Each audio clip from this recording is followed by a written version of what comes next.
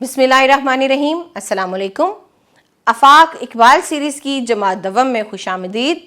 ہم سبق نمبر 12 پڑھنے والے ہیں۔ 12ویں سبق کا عنوان ہے بچے کی دعا۔ حاصلات تعلم آپ کی اسکرین پہ ہیں اور اہم الفاظ ہیں زینت، نمایاں، حمایت، اجالا، لب، شمع، ضعیفوں، درد مند۔ یہ وہ نظم ہے جس کو آپ نے ضرور پڑھا ہوگا اپنے اسکول میں، اسمبلی میں، روزمرہ۔ لب پہ آتی ہے دعا بن کے تمنا میری، زندگی شمع کی صورت ہو خدایا میری، دور دنیا کا میرے دم سے اندھیرا ہو جائے، ہر جگہ میرے چمکنے سے اجالا ہو جائے، ہو میرے دم سے یوں ہی میرے وطن کی زینت، جس طرح پھول سے ہوتی ہے چمن کی زینت۔ نظم کا ایک حصہ ہم نے پڑھا، باقی کی نظم آپ خود پڑھیے اور آگے بڑھیے۔ اہم الفاظ کی معنی دیکھیے۔ لب، ہونٹ، تمنا، خواہش، ضعیفوں، بزرگوں، شمع، چراغ، اجالا، روشنی، وطن، ملک، زینت، خوبصورتی، حمایت، طرفداری، چمن، باغ۔ ان سوالوں کے جواب دیجئے۔ نظم کے آخری مصرے میں شاعر نے کیا دعا کی ہے؟ تو بتائیے آخری مصرے میں شاعر نے کیا دعا مانگی ہے؟ ہر جگہ میرے چمکنے سے اجالا ہو جائے، اس سے کیا مراد ہے؟ اس سے مراد یہ ہے کہ میرے علم کی روشنی، میری بصیرت کی روشنی، میری سوچ سمجھ کی روشنی سے دنیا فائدہ اٹھائے، یہی اس سے مراد ہے۔ آپ بتائیے آپ نے کیا سمجھا؟ ایک طالب علم کو کس چیز سے محبت ہونی چاہیے؟ اس کو علم سے محبت ہونی چاہیے، اس کو علم کی روشنی حاصل کرنی چاہیے، اس کو علم کے نور سے خود کو منور کرنا چاہیے تاکہ جب وہ چمکے تو پوری دنیا اس سے مستفید ہو۔ اس کے بعد ہمارے پاس کچھ مصرے ہیں جنہیں ہمیں مکمل کرنا ہے۔ زندگی شمع کی صورت ہو خدایا میری، اگلا مصرع ہے ہو میرا کام غریبوں کی حمایت کرنا، جس طرح پھول سے ہوتی ہے چمن کی زینت، میرے اللہ برائی سے بچانا مجھ کو۔ اب آپ دوبارہ ان مصروں کو مکمل کیجئے، آگے بڑھیے۔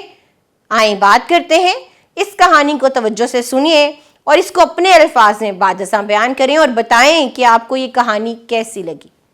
جیسے کہانی ہے، ایک بادشاہ بہت سخی تھا، وہ اللہ تعالیٰ کی راہ میں مال خرچ کرتا رہتا تھا۔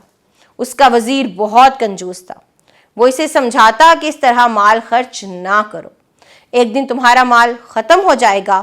بادشاہ نے اسے جواب دیا، کنویں سے دن رات لوگ پانی لیتے ہیں مگر کنویں کا پانی کم نہیں ہوتا، اسی طرح جو لوگ اللہ تعالیٰ کی راہ میں خرچ کرتے ہیں ان کا مال کبھی ختم نہیں ہوتا۔ بہت خوبصورت سبق ہے اس کہانی میں کہ ہمیں اللہ کی راہ میں خرچ کرنا چاہیے، اور اللہ کی راہ میں خرچ کرنے سے مال و دولت میں کمی نہیں آتی بلکہ اس میں اضافہ ہوتا ہے۔ اب آپ بتائیے آپ نے اس کہانی سے کیا سبق سیکھا، آپ کو کیسی لگی، اور اس کہانی کو اپنے الفاظ میں بیان کیجیے۔ قواعد ہیں، چلیے ان قواعد کو پڑھتے ہیں۔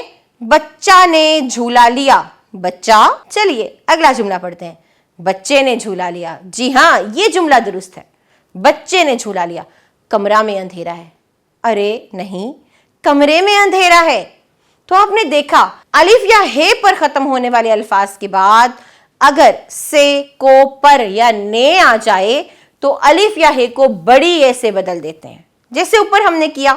بچہ نے کو ہم نے بدل دیا بچے نے، کمرہ میں کو ہم نے بدل دیا کمرے میں۔ اسے کیا کہتے ہیں؟ اسے کہتے ہیں امالہ۔ کیا کہتے ہیں؟ امالہ۔ لیکن یہ الفاظ کبھی بھی جمع نہیں ہوتے۔ چلیے یہ سرگرمی کرتے ہیں اور ہمیں خط کشیدہ الفاظ کو امالہ کے ساتھ لکھنا ہے، جیسے لڑکا کو سکہ ملا، لڑکے کو سکہ ملا، گھڑا میں پانی ہے، گھڑے میں پانی ہے، دروازہ پر کون ہے، دروازے پر کون ہے، محلہ کی صفائی ضروری ہے، محلے کی صفائی ضروری ہے، گھوڑا نے چارہ کھایا، گھوڑے نے چارہ کھایا۔ آگے لکھائی کی مہارت ہے، علم حاصل کرنے کے 5 فائدے لکھیے۔ بہت دلچسپ سوال ہے، علم سے آخر فائدہ کیا ہوتا ہے؟ یہ آپ کو 5 جملوں میں لکھ کے بتانا ہے۔ نظم بچے کی دعا میں سے اپنے پسندیدہ اشعار خوش خط لکھیں، یعنی اچھی سے لکھائی میں ان کو لکھیے۔ آگے مہارت حیات ہے، اور آپ کو یہ جو نظم تھی بچے کی دعا، اس پر ٹیبلو تیار کر کے کمرہ جماعت میں یا اسمبلی میں پیش کرنا ہے۔ یہ تھا جی ہمارا سبق، اپنے اختتام کو پہنچا۔ ان تمام تصورات کو دہرائیے، اس کے بعد ہمارے پاس جائزہ ہے، اس جائزے کو مکمل کیجئے تاکہ آپ کو خود بھی پتہ چل سکے کہ ان 4 اسباق میں جو بھی ہم نے تصورات پڑھے ہیں آیا آپ کو ذہن نشیں ہیں یا نہیں۔ مکمل کر کے والدین یا اساتذہ کو دکھائیے اور اپنا بہت سا خیال رکھیے۔ ہم اگلے سبق میں ملیں گے۔ اللہ حافظ۔